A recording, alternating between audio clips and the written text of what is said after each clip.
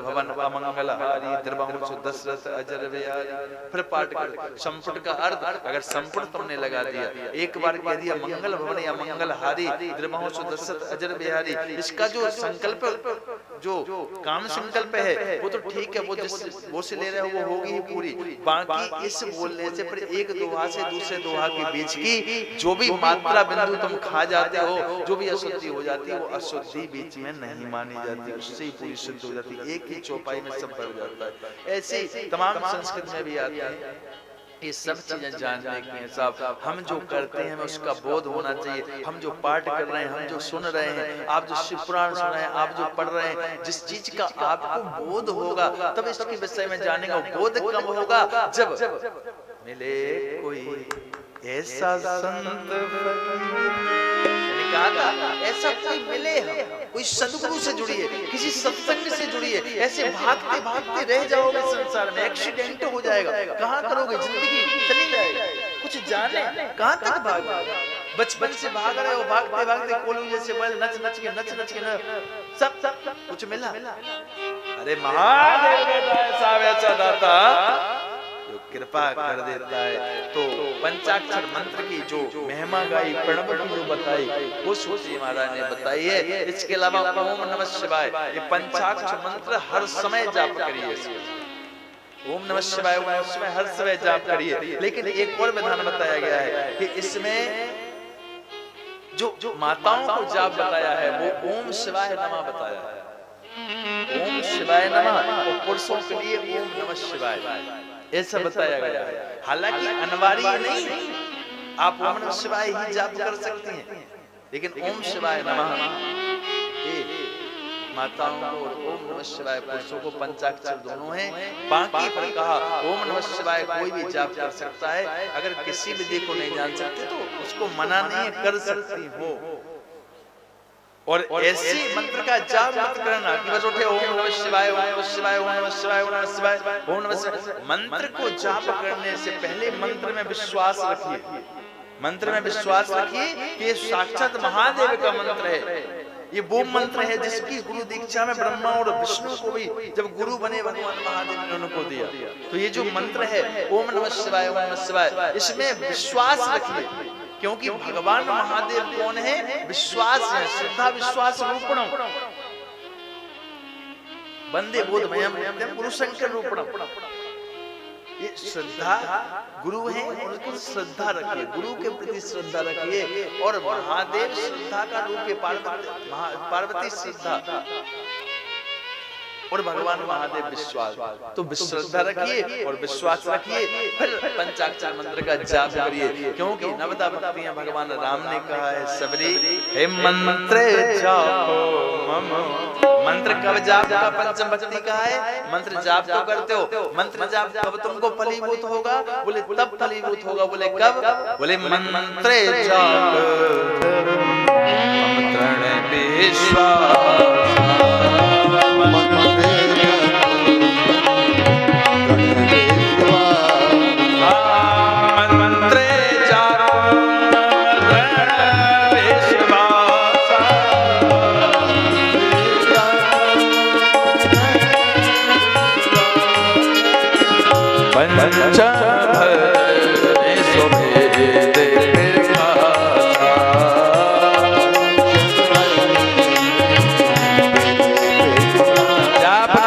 पंचाक्षर का मेरे साथ विश्वास करके महादेव पर नमः शिवाय, नमः शिवाय, नमः शिवाय, नमः शिवाय।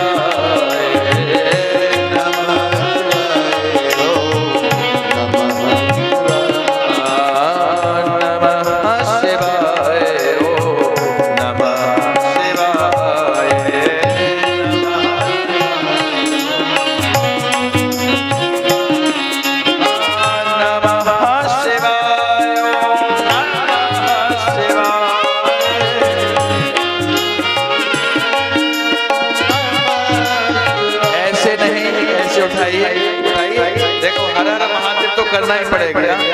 और मेरे साथ गाइए, ताली नहीं, मंत्र का जाप कर रहे हैं, कीर्तन नहीं कर रहे हैं, अभी जाप कर रहे हैं। जाप कैसे करेंगे? नमः शिवाय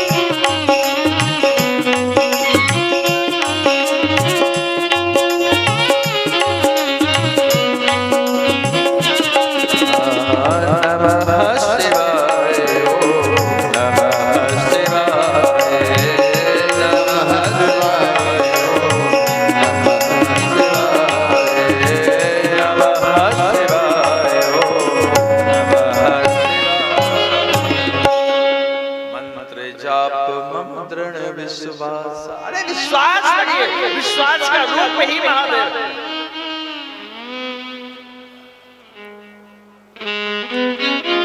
पांचवी भक्ति को करिए और कैसे करिए, जैसे अभी ओम का जाप किया, अभी नमः शिवाय का जाप किया, ये पूर्ण मन से किया। इसको क्या कहते हैं? इसलिए मैंने जाप करवाया कि ये प्रैक्टिकली हो जाए। ये पूर्ण मन से किया, जिस ओम में हम दुनिया को भूल जाते हैं, पूरी ऊर्जा हमारे माइंड में आके हमारे सब बस वो पंचाक्षर मंत्र, इसको एक बार भी जाप करने से आनंद हो जाता है सर। आगे फिर शिवलिंग की उत्पत्ति का विषय, पंचाक्षर मंत्र प्रणव का अर्थ शिव पुराण ने बताया है। इसके आगे फिर शिवलिंग की स्थापना के विषय में बताया है। शिवलिंग की स्थापना कितनी करनी चाहिए, घर में कितने से शिवलिंग आप रख सकते हैं, मंदिर में कितने रख सकते हैं, तो इस विषय में बताया शिवजी महाराज ने। ऋषियों, घर में अगर शिवलिंग रखना है तो अंगूठे से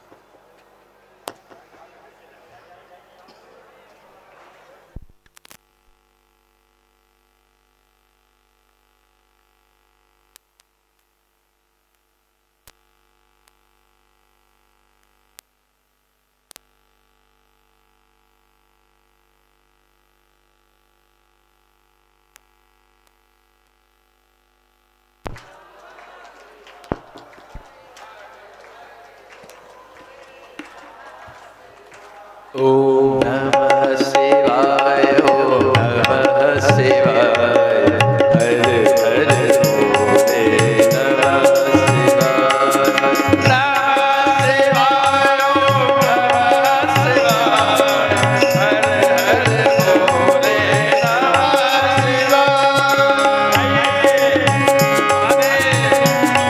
शिवाय, हरे हरे भोले नमः शिवाय।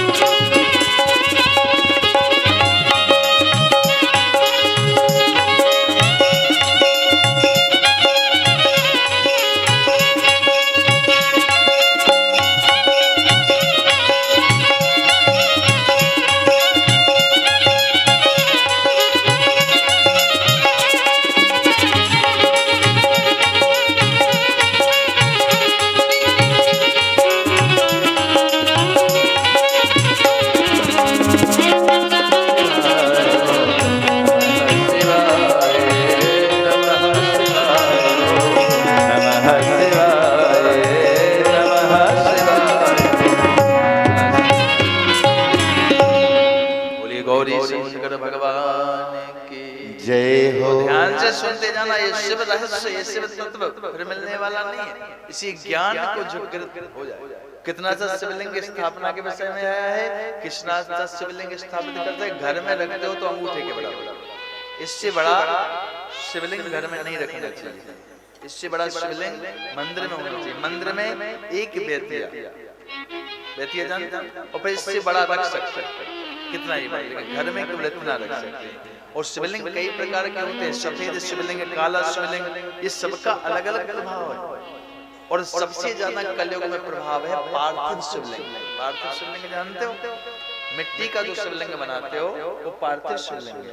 और पार्थिव शिवलिंग की पूजा का विधान आया है, कोई भी इस पार्थिव शिवलिंग को बना सकता है, कोई भी पार्थिव शिवलिंग की पूजन कर सकता है। तो एक पार्थिव छोटे से बना सकते हैं मिट्टी के, और उनकी पूजा बड़ी श्रेष्ठ बताई गई। इस विषय में कभी और भगवान का योग बनेगा तो बार बार बताते रहेंगे। अभी थोड़ा सा प्रसंग को आगे करते हुए चलेंगे, अपनी जगह बैठे रहेंगे। बहुत रहस्य की बात है साहब, शिव पुराण कल्याण करने वाला ऐसे नहीं। शिव जी की भक्ति करते हो तो इसको जानने का प्रयास करें।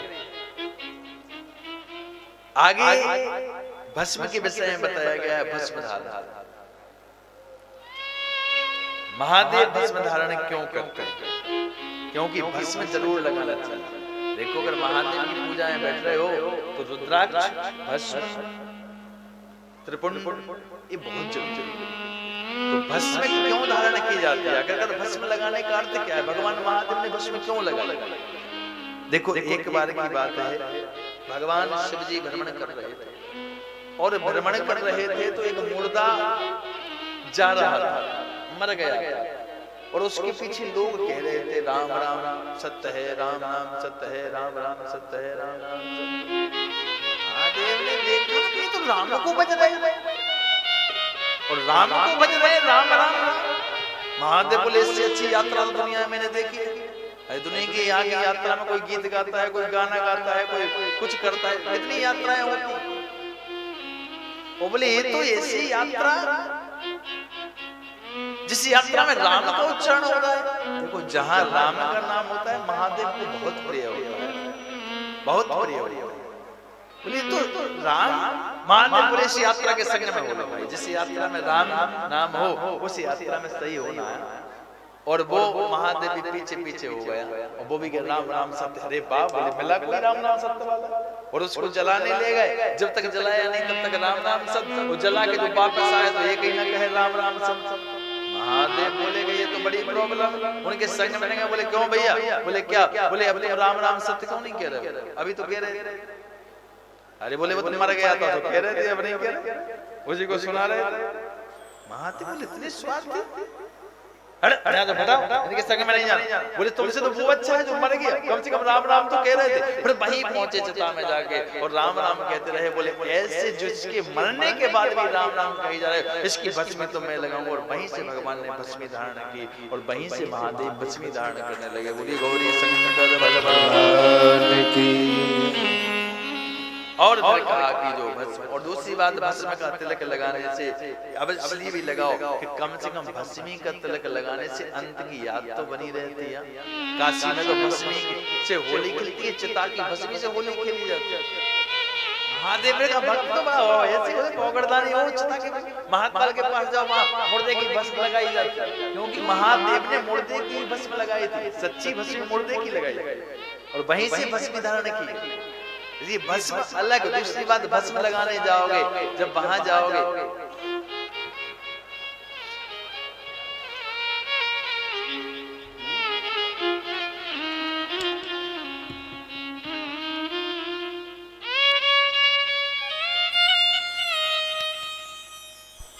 बोले श्री हनुमान जय हो। और अंत का याद तो हो ही जाना चाहिए साहब। माटी का पुतला है, एक दिन माटी में मिल जाए। हे माटी का पुतला है, एक दिन माटी में मिल जाए। चिता की आग में तेरा तन बदन जल जाए। याद के लिए जिस दिन तुम मरोगे उसमें याद करो। एक मिनट के लिए तुम बैराग की कथा सुना है?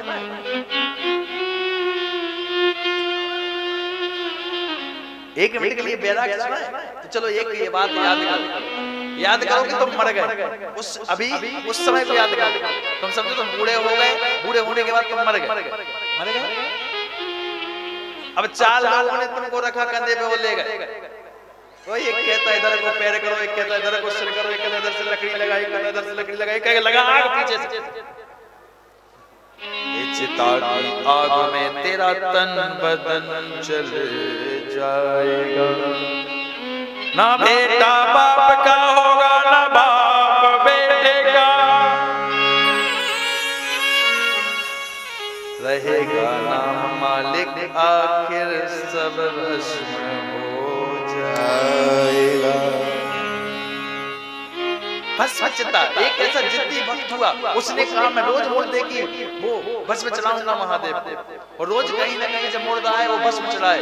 एक दिन की बात, कोई मुर्दा, कोई मरा नहीं, कोई न रहा, कोई मरा नहीं, और जब मरा नहीं कोई तो आज कैसे पूजा हो? वो पूजा नहीं हो तो भोजन नहीं हो। भाई महादेव के भक्त बड़े विचित्र होते हैं। उसने पत्नी ने कहा भोजन कर लो। बोले आज तो मैं अब भोजन नहीं कर सकता, मैंने महादेव को संकल्प लिया था रोज ताजे मुर्दे की भस्मी चढ़ाऊंगा, और आज कोई है नहीं, अब क्या करूं? उसकी पत्नी ने कहा इतने चिंतित क्यों हो रहे हो स्वामी? अगर कोई नहीं मिला तो तुम एक काम करो, मुझे मार दो और मुझे मारकर भस्मी तैयार कर लो और चढ़ा दो। अरे बोले ऐसा कैसे हो सकता है? मेरा नियम, बोले तुम्हारा नियम खंडित नहीं होना चाहिए। तुम अगर नियम जानते हो, महादेव की भक्ति करते हो, तो तुम मुझे मार डालो। आखिरकार जिद्दी भक्त था महादेव का, उसने पत्नी को मार के उसकी भस्मी तैयार करके जैसे ही चढ़ाने के लिए महादेव के पास पहुंचा, साहब जैसे ही चढ़ाई डमरू की आवाज सुनाई दी और डमरू बजा, उसको भी वो आया और वो नचा, संग में उसकी पत्नी भी प्रकट होकर नचने लग गई। बोली गोली भगवान की। बड़ी विचित्र महादेव की लीला, बड़ी विचित्र महादेव की लीला। इसलिए भस्म का वर्णन किया है तो शिवरात्रि का वर्णन और शिवलिंग का वर्णन, उत्पत्ति, इस सब इसके विषय में बताया है। आगे रुद्राक्ष के विषय में बताया है।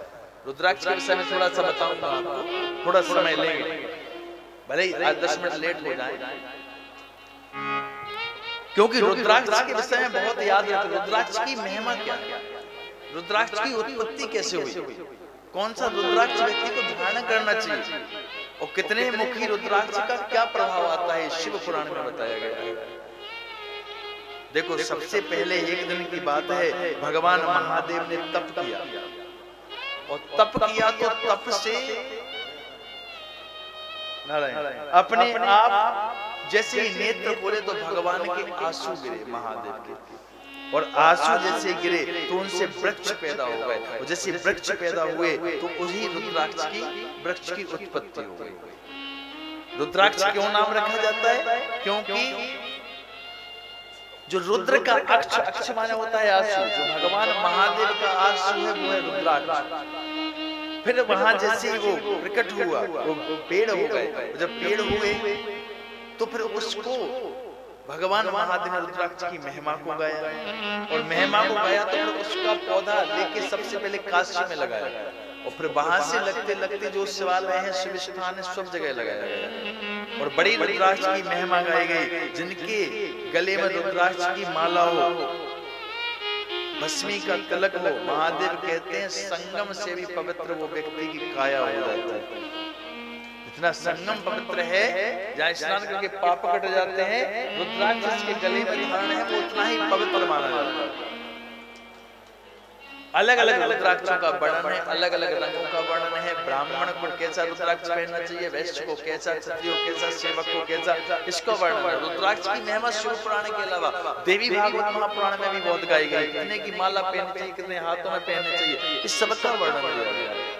आगे रुद्राक्ष का विषय बताया गया है। रुद्राक्ष कितने होते हैं तो याद रखना, 14 प्रकार के रुद्राक्ष होते हैं। नारायण 14 प्रकार के रुद्राक्ष होते हैं।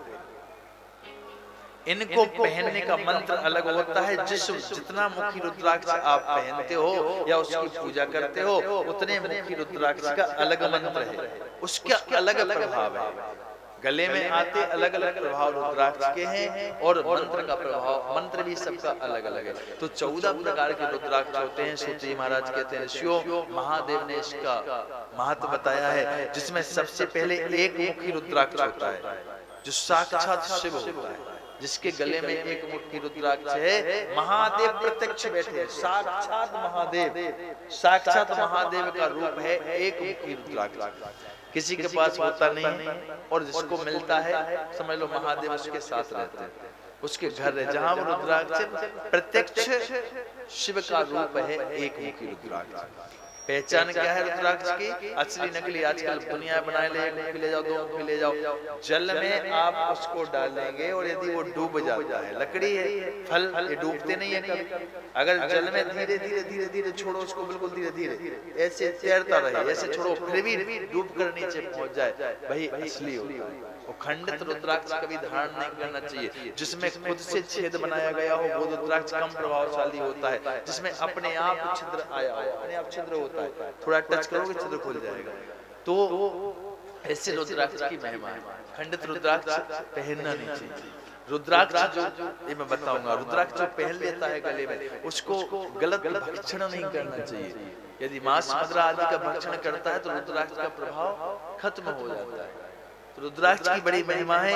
एक मुखी रुद्राक्ष साक्षात शिव का रूप है जो भोग और मोक्ष को देने वाला है। अगर इसको आप पहनते हो तो भोग का अर्थ है संसार के सारे सुखों को वो देता है और अंत में मोक्ष देता है। जो भोग और भोग के बाद मोक्ष दे दे, मतलब संसार के सुख भी हम भोग लें, मरे तो फिर हमें मोक्ष मिल जाए, तो एक मुखी रुद्राक्ष है। और इसको जो पहनता है, जिसके पास मिल जाए वो तो इसका मंत्र है धारण करने का, ओम ह्रीं नमः, ओम ह्रीं नमः कह के इसको धारण किया जाता है। इसके बाद शिव पुराण में 2 मुखी रुद्राक्ष के विषय में बताया गया है। 2 मुखी रुद्राक्ष है देव देवेश्वर, उसको कहा जाता है। 2 मुखी रुद्राक्ष का नाम है देव देवेश्वर रुद्राक्ष, अथवा आप अर्धनारीश्वर रुद्राक्ष कह सकते हैं, जिसको अर्धनारीश्वर रुद्राक्ष कहा जाता है। और इसका प्रभाव क्या है? बोले संपूर्ण कामनाओं को सिद्ध करने वाला है। जो आप कामना करोगे, पूजा करोगे, पहनोगे, वो आपकी कामना सिद्ध होंगी। जो मन में आएगा मनोकामना होंगी वो सिद्ध होंगी। इसको पहनने का जो मंत्र है वो है हरि ओम नमः। बस केवल हरि ओम, आगे नमः बोलना है, ओम के प्रणाम को नमस्कार करना है, उसको पहन लेना है हरि ओम नमः। इसके बाद 3 मुखी रुद्राक्ष आया है। 3 मुखी रुद्राक्ष अग्नि रूप कहा जाता है। ये अग्नि रूप होता है और इसमें सदा साक्षात जो साधन का फल है वो इससे प्राप्त होता है। 3 मुखी रुद्राक्ष और समझाएं विस्तार से, क्योंकि समय कम बचा है। 3 मुखी रुद्राक्ष साधन को फलित करता है।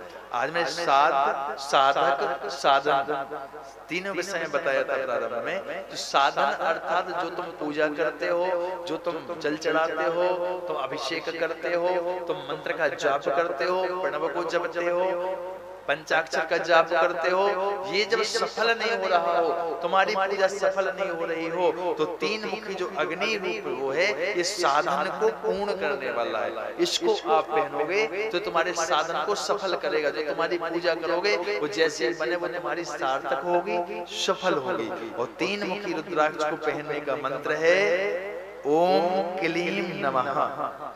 इस मंत्र को जाप करने से, पहनने से महादेव कहते हैं सारी विद्याएं प्राप्त होती हैं। इस मंत्र को जाप करने से पहन लेते तो विद्याओं का भी आवाहन जीवन में होता है। बहुत प्रभाव है रुद्राक्ष का। इसके बाद 4 मुखी रुद्राक्ष का वर्णन किया गया है। 1 मुखी से 14 मुखी तक बताया गया है। जो भी आप रुद्राक्ष पहने हैं मैं उसके विषय में बता रहा हूँ। 4 मुखी रुद्राक्ष को ब्रह्मा का रूप कहा गया है। विधाता का रूप है, ब्रह्मा स्वरूप होता है, साक्षात ब्रह्मा का रूप होता है। तो 4 मुखी रुद्राक्ष पहनते हैं। उससे अर्थ धर्म काम मोक्ष जो 4 पुरुषार्थ होते हैं ना, पुरुषार्थ अर्थ धर्म काम और मोक्ष, अर्थ भी बढ़ जाए, पैसा धर्म, अर्थ के बाद धर्म बढ़ जाए, क्योंकि अर्थ पर पैसा बढ़ भी गया और धर्म नहीं है तो पैसे का औचित्य नहीं। देखो जिस धन के साथ धर्म नहीं है वो धन किसी काम का नहीं।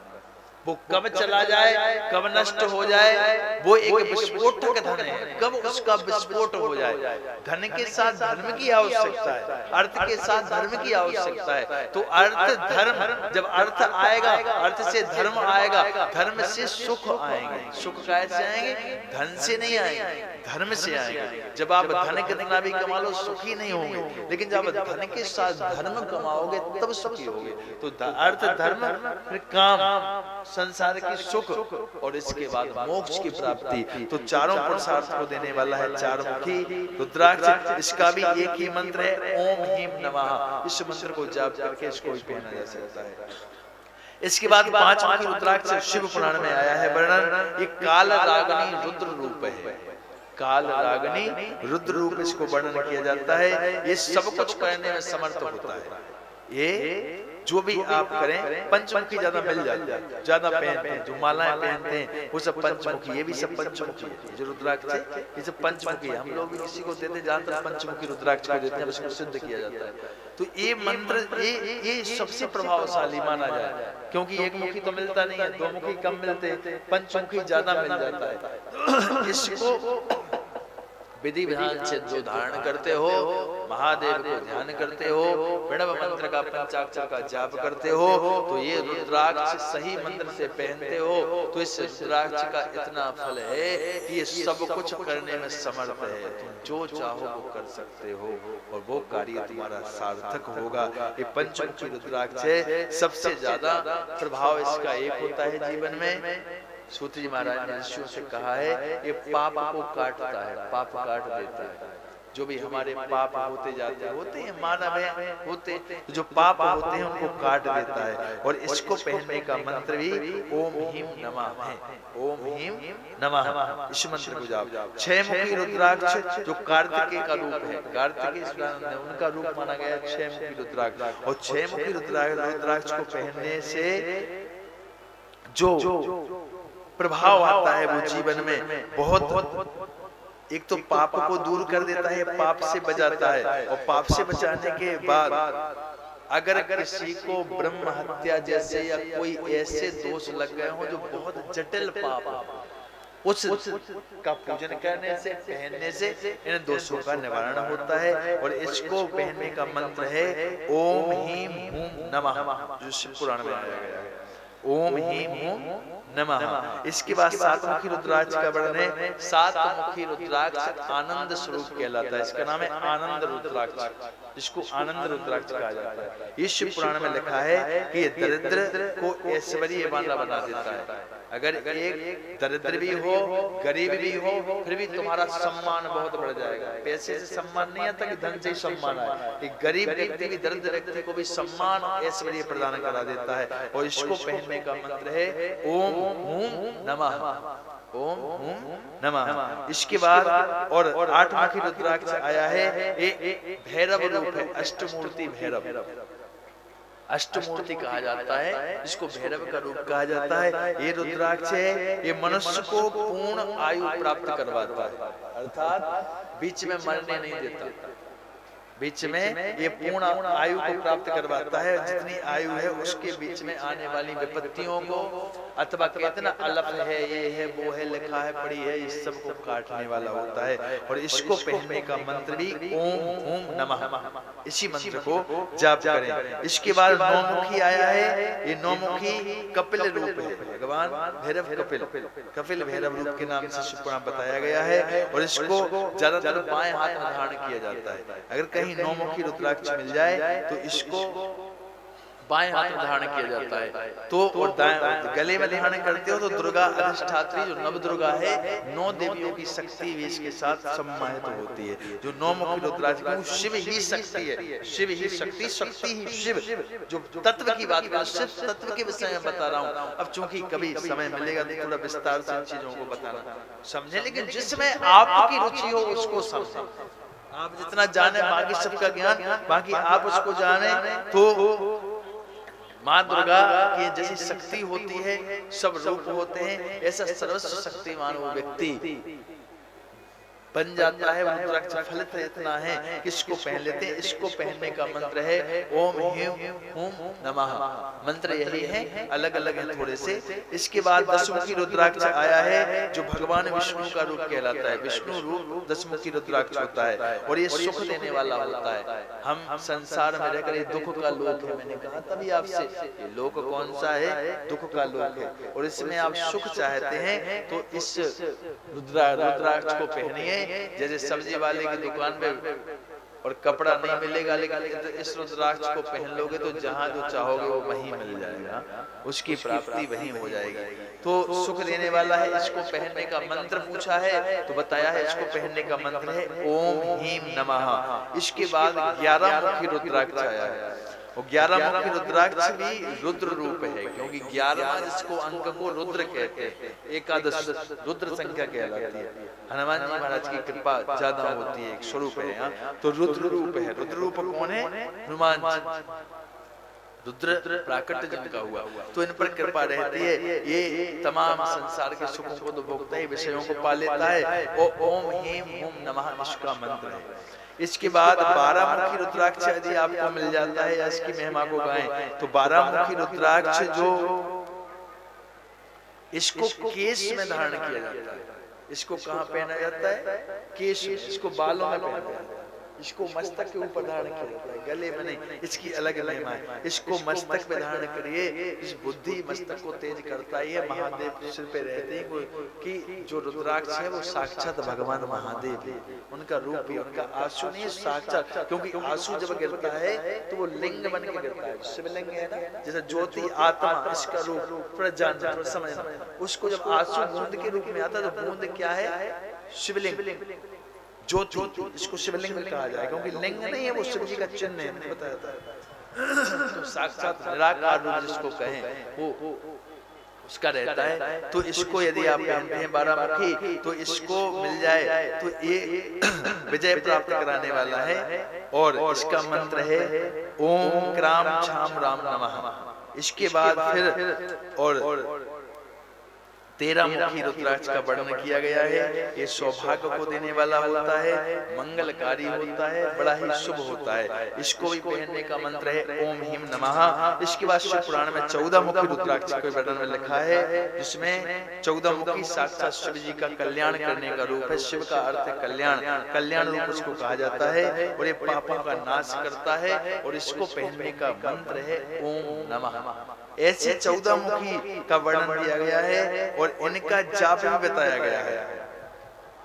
अगर इसको पहने तो अगर ये सब मंत्र भूल जाते हो, ये मंत्र तुमको नहीं आते हैं, तो 5 बार ओम नमः शिवाय, ओम नमः शिवाय, ओम नमः शिवाय का जाप करके सूत जी महाराज कहते हैं रुद्राक्ष को पहन लेना चाहिए। इसको पूजन करें, भगवान के समक्ष रखें, शिवलिंग के समक्ष रखें और बाद में इसको 5 बार ओम नमः शिवाय कह के आप पहन लें, यदि आपको ये मंत्र नहीं आता है तो। और बस एक चीज ध्यान रखें, यदि रुद्राक्ष पहनते हो तो मांस मदिरा का सेवन ना करें, इसका प्रभाव कम हो जाता है।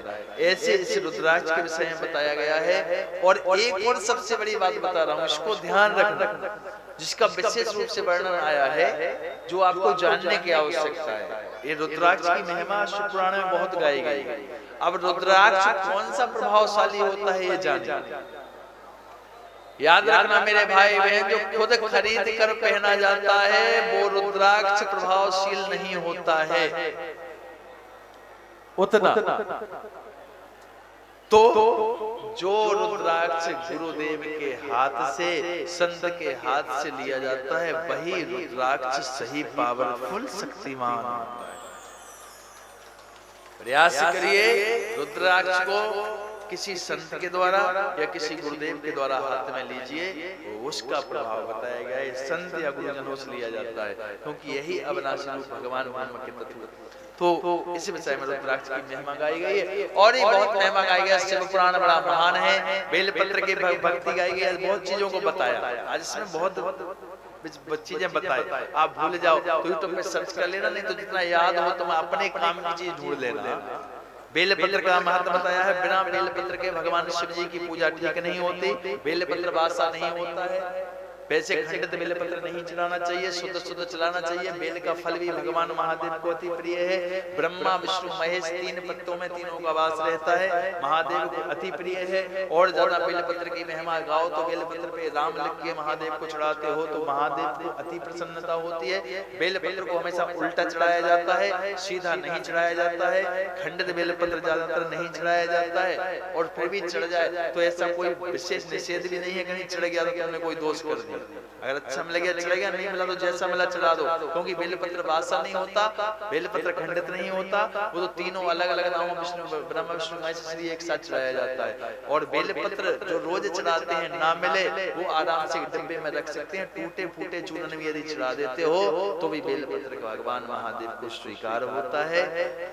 प्रत्येक बेलपत्र के बाद ओम नमः शिवाय का जाप जरूर करें। इस पंचाक्षर को आपको भूलना नहीं है। बोले गौरी शंकर भगवान। बिना बेलपत्र के पूजा ठीक नहीं होती। तो इस विषय में आज तमाम महिमाओं का वर्णन किया गया। कल कथा को तो विराम करेंगे। जगह भी आज पांडाल में कम हो गई है। ठीक है, आनंद लो साहब, सही चाहते हैं कि जो मिल जाए ले जाओ। मैंने आपसे कहा था दक्षिणा में आपसे मांग नहीं रहा हूँ, दक्षिणा चाहिए। दक्षिणा का तो मैंने कल कहा था और पुनः आज कहूंगा कि जो मुझे देते थे तो किसी गरीबों को दे देना। आनंद है सीताराम। देखो अगर भरोसा तुम्हारा उस पर है तो फिर किसी के भरोसे रहे। हम तो समर्पित हैं, हम तो कह चुके कि बाबा हम तो बर्बाद होकर रहेंगे, तुम बचाओगे हमको। हमारा मन प्रभु में ऐसा चाहते हैं, यही तुम्हारा भी मन करे। सच्चा प्रेम होगा ना तो संसार की कोई। और साफ से पुराण तो वैसे ही कहता है जो लुटाता है वो पाता है। और महादेव को पाना है तो दुनिया की आकांक्षा मत करिए। कौन सा साधन श्रेष्ठ है?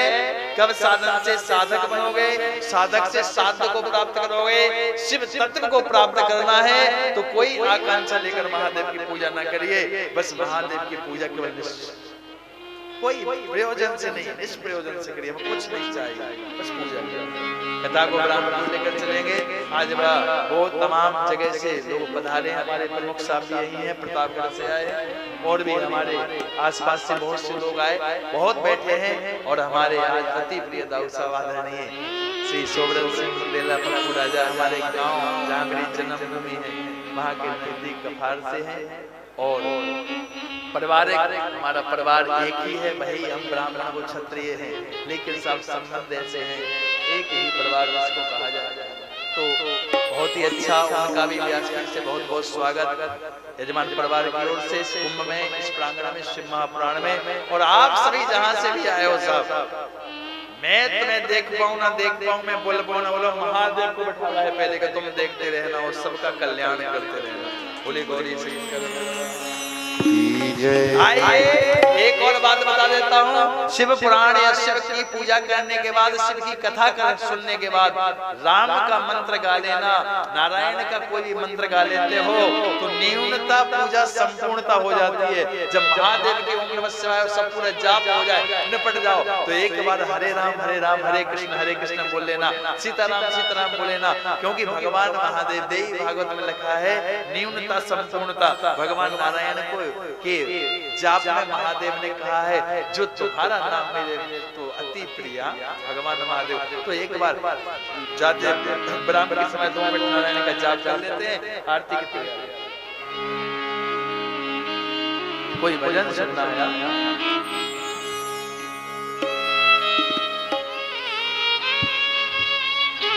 बोली गौरी शंकर भगवान की जय। भोलेनाथ से निराला कोई और नहीं, हो ऐसा डमरू बजाने वाला और नहीं।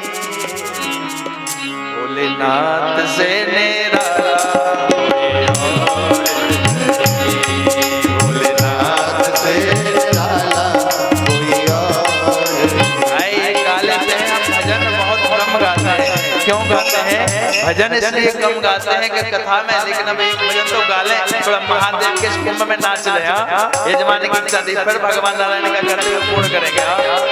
भोलेनाथ से निराला कोई और नहीं,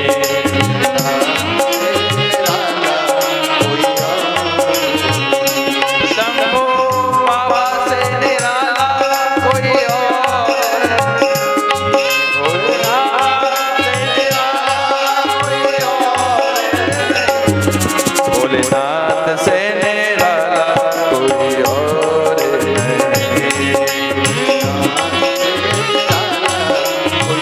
ताले वाले बजाने बजाने वाले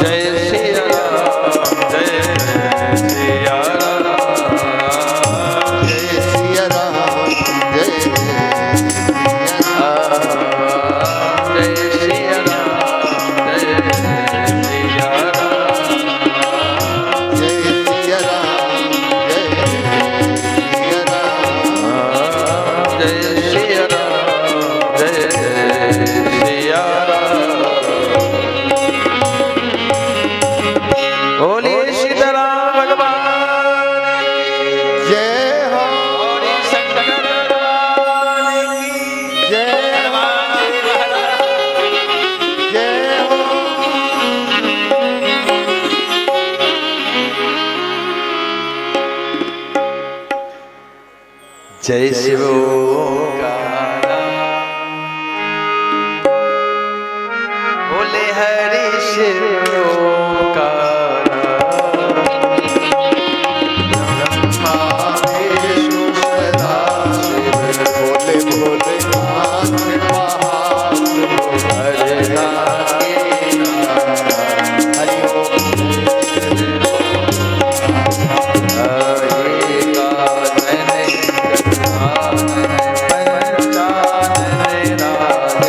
भोले पंचानन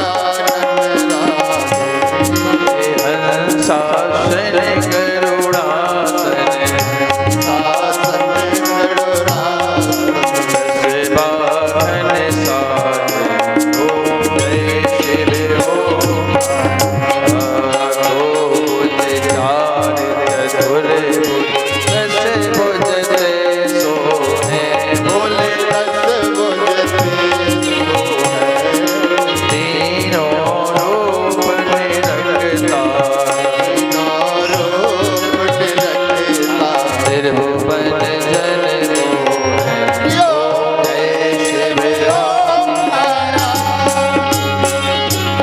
अक्षमाला पंचमाला रुंडमाला गारी बोले चंदन रगमन सोहे चंदन बोले शुभकामना ओम जय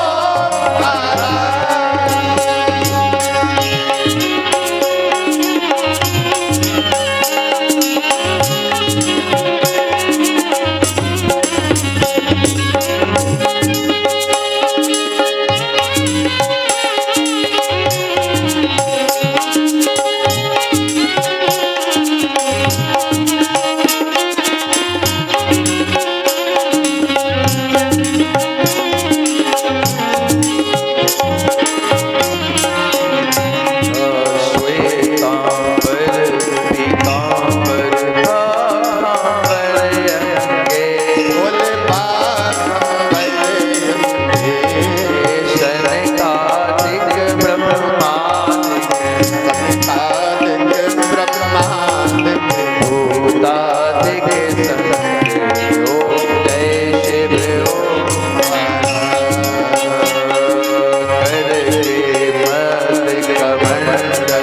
चक्र त्रिशूल धरता भोले जग करता जग भरता जग करता जग पालन करता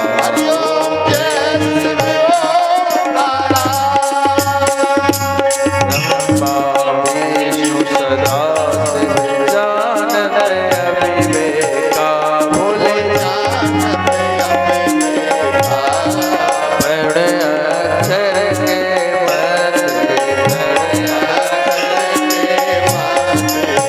ये तीनों एका ओम जय शिव